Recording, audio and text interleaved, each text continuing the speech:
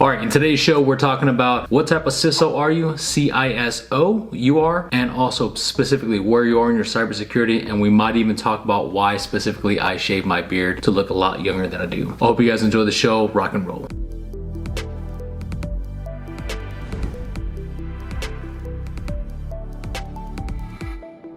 Okay, so here we go. In this episode, we're talking about what type of CISO, C-I-S-O, Chief Information Security Officer. And what I always boil it down to is three areas. Either you're a pre-breach CISO, during a breach CISO, or a post-breach CISO. And the reason I break those things up is like making a taco. You have to put the ingredients in before they really matter, just to make sure it feels good and tastes good. So in the reality of the situation is, the reason they fall into those three different categories is because if you're a pre-breach CISO, that means you're doing operational CISO stuff, right? You're doing operational things to keep the business going and whatnot, and you haven't really been in a breach just yet. You haven't been to the show. That's what we call it, the big show, like the WWE wrestlers. Come and get it, right?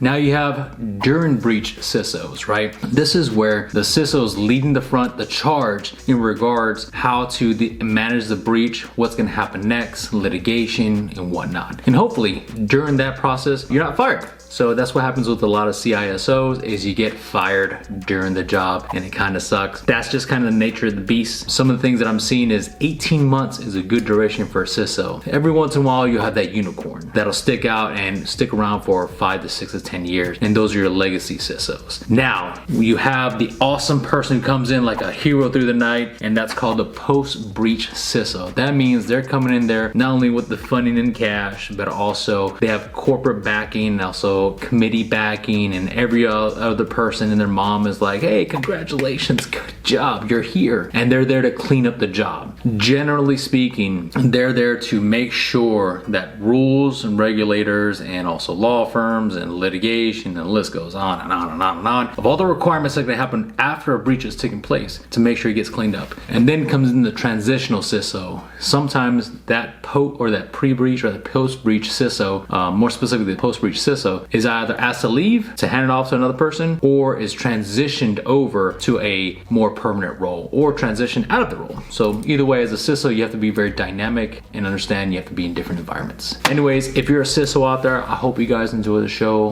Rock and roll. Have a good one.